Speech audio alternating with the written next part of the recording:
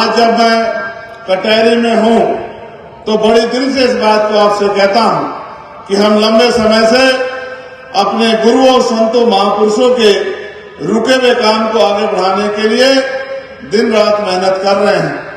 कभी प्रदेश के इस कोने में, कभी उस कोने में, कभी किसी और प्रदेश में, कभी और प्रदेश में, कभी जुल्म जाति के खिलाफ और कभी लोगों को जागरूक करने के लिए, कभी कैडर के कार्यक्रम के जरिए, कभी आंदोलन के जरिए, जो भी रास्ते आपकी तरक्की के खुलते हैं उनको आगे बढ़ाने का काम हम लोग कर रहे हैं।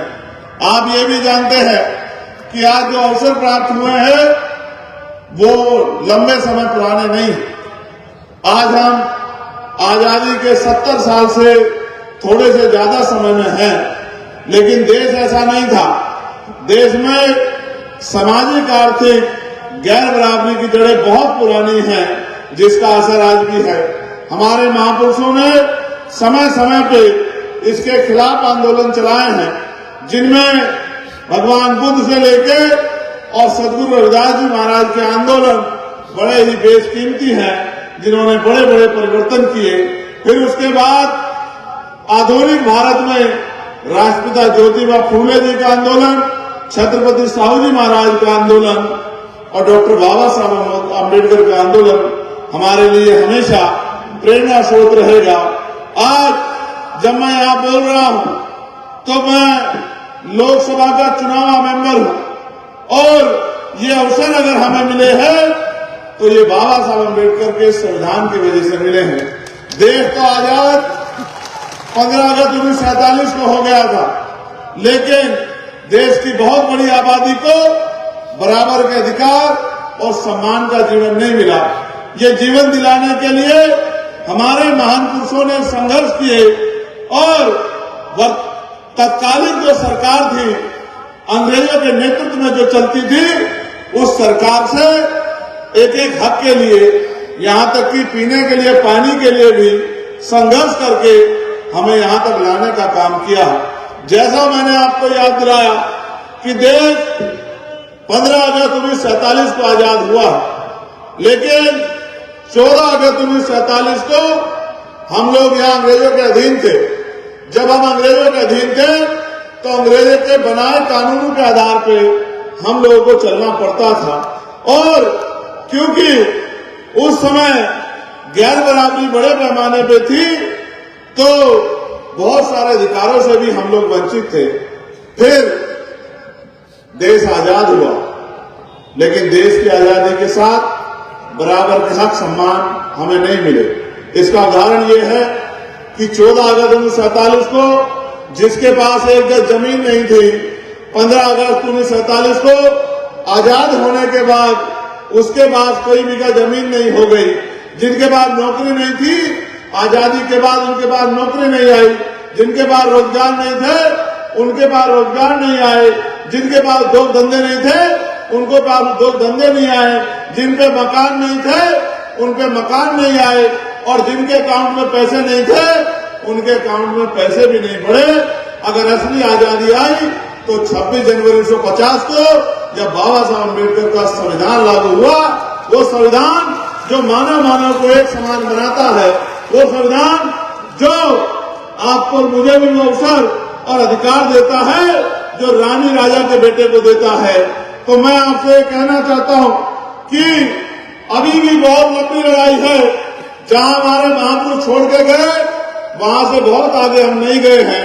अब तो खतरा और ज्यादा बढ़ गया है, क्योंकि जो सरकारें सत्ता में काबिज हैं, वो आपके और आपके बच्चों के अधिकारों को दिन रात लूटने काम कर रही है।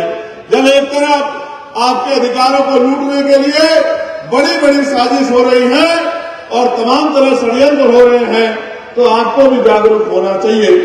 आप सड़कों पे काम करते हैं, आंदोलन करते हैं, मेहनत मजदूरी करते हैं, बड़ी मुश्किल से अपने परिवार को चलाते हैं।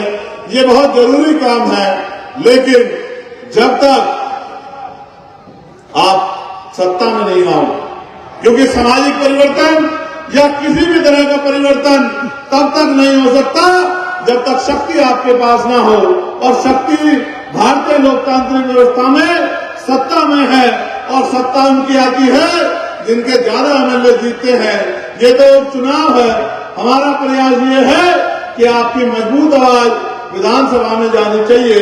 जिस तरह पार्लियामेंट में मैं आपके विषय को उठाता हूं और कोशिश करता हूं कि जो षड्यंत्र हो रहे हैं उनको बेनकाब करके आपको जागरूक करूं कि आपको एहसास हो कि आपके बच्चों के आगे बढ़ने के रास्ते लगभग समाप्त करने की तैयारी तमाम सरकारों ने कर ली है।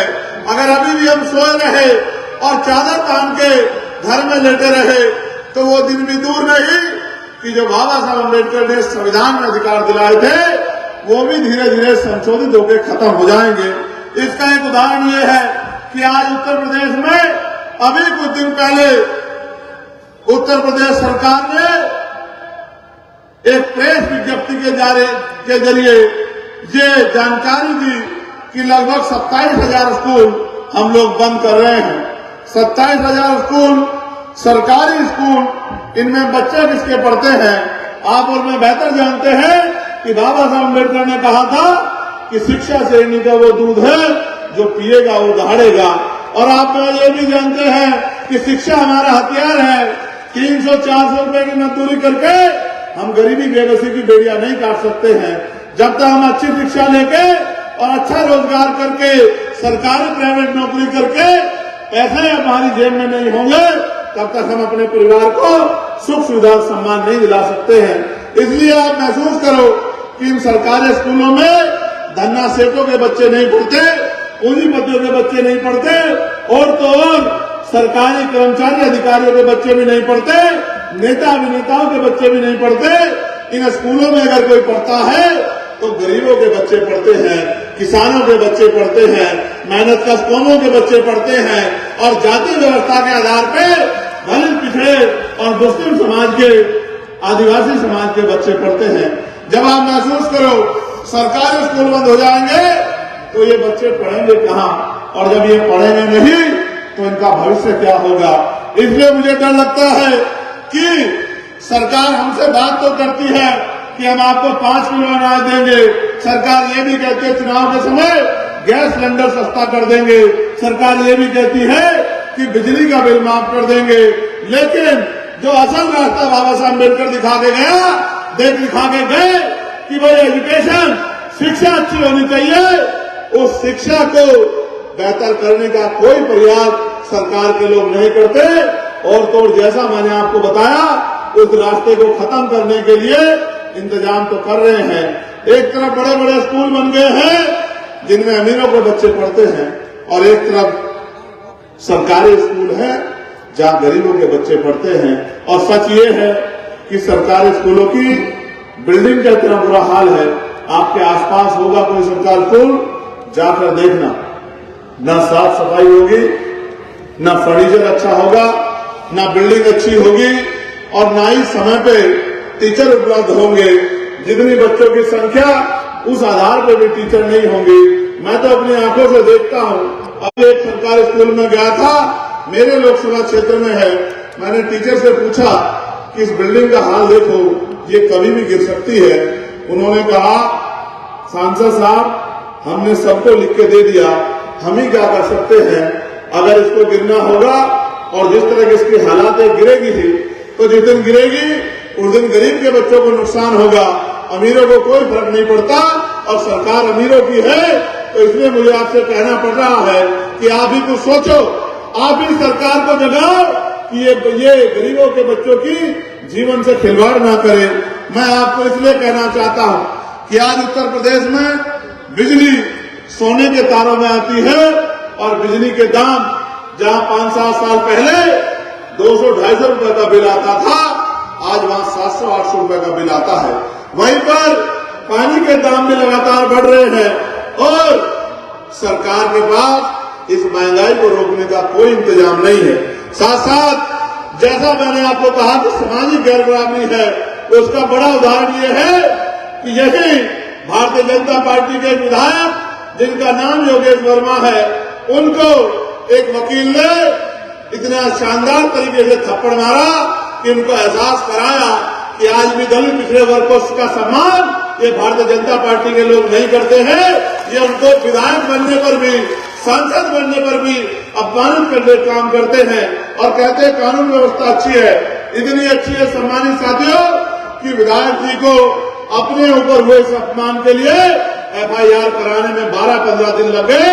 अगर इससे ज्यादा अमीर का कुत्ता या बैल भी या बकरी भी या गाय भी या भैंस भी अगर चोरी हो जाती तो 10 मिनट में FIR दर्ज होते और वो बैल बकरी और वो कुत्ता बिल्ली मिल जाते। लेकिन विधायक जी 10-12 दिन भी एडी चोटी का जोड़ लगा के इस भारतीय जनता पार्टी की सरकार में अपने सम्मान की रक्षा नहीं कर पाए। इसलिए मैं आपको कहना चाहता हूं कि ये लड़ाई हम सब की है और हमें इसको लड़ना पड़ेगा। अभी ताजा उदाहरण देखिए, कोई भर्ती उत्तर प्रदेश की ऐसी नहीं है जिसका पेपर लीक ना हुआ और पेपर लीक तो हुआ और फिर आरक्षण में भी घोटाला हुआ, चाहे यूपी पुलिस का